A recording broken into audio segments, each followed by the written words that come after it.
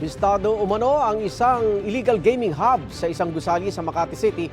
Inaresto ng PNP Criminal Investigation and Detection Group ang 5 banyaga at 2 Pinoy na nagpapatakbo umano sa illegal gaming hub. Ay kay PNP Chief Nicolas Torre III, dinadaya umano ng mga suspect ang laro para siguradong talo ang mga tumataya. Hindi rin daw lisensyado sa PAGCOR ang nabistong online gaming hub. Nakumpiska mahigit 80 computer, mga pre-registered SIM card at iba pang gamit. Maharap ang 7 suspect sa mga reklamong illegal gambling at paglabag sa anti-cybercrime law.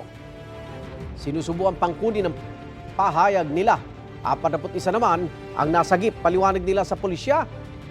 Nirecruit sila bilang Information Technology at Customer Relations Officer. Pero pinagtrabaho daw sila online sugalan.